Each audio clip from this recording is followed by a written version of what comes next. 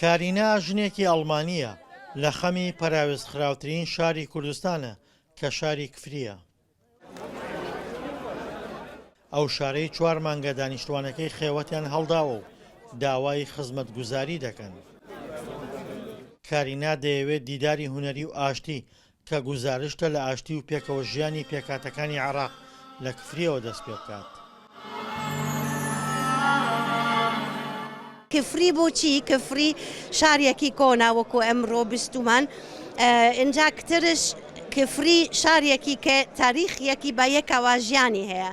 یعنی وەکو لە وتیاری خۆم گوتم ئەمڕۆ شار زۆرە لەم دنیاە، لەم کفری ئەتوانم مەساجێکی ئاشتی و دیپلۆماسی و هەلگرتنی شار و توندوتیش بچت بۆ هەمووی دنیار. ئەمە بەڕاستی سەرچاواشە نازی بۆمان کە ئەتوانن ئەو هەمووی گەنجان و هونەرمەندەکان و کە لە کفریا ژین و بە ئام لە منتکە گەرمیان پشتگیریان ئەکەین. کارینا سەرۆکی ڕێکخراوی هاوکاری ئەڵمانیە. ئەو 20 ساڵ لەمەوبەر هاتۆتە کوردستان و لەگەڵ پیاوێکی خەڵکی کفریدا هاوسەرگیری کردووە و ئێستا ئینتیمای بۆ زێدی هاوسەرەکەی هەیە و پرۆژەکانی ڕێکخراوەکەی لە کفری دەخاتە گەڕ.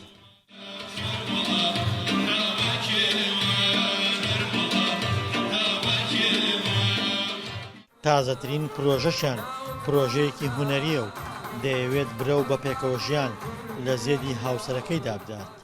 هەڵبەتە بۆ ساڵی سێمە ئێمە لەم دیدارە هونەریە جوانە بەشدارە بین وەک تیپی هونەرمیلەکانی کەرکووک.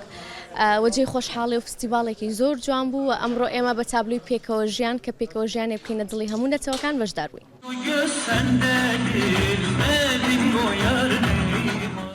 ڕێکخراوی هاوکاری ئەڵمانی زۆرترین پرۆژیان لە قەزای کفریە.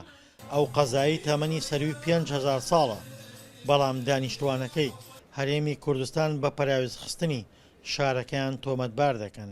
چەند زنجیرە چالاکیەک لە خۆ ئەگرێم دیدارە کردنەوەی پێشانگا و موزیک و گۆرانی و بەستە و مەقام و گرنگیدان بە مەقامی ڕەسەنی کوردی و لەگەڵەوەشدا باس لە پیسبوونی ژینگاکەین کە هەموو دەزانین لە هەرێمی کوردستان و لە عێراقیش بەردۆخی ژینگا بە چ ئاراستەیەکا ڕۆشتووە کە پێویستە قسەی زیاتر و توێژینەوەی زیاتری لەسەر بکرێ و ئەم دیدارە بەشداروانی لەسەر ئاستی عێراق و هەرێمی کوردستان میوانداری دەکرێت و بەشداربووان لە شاری کفری دەمێنەوە.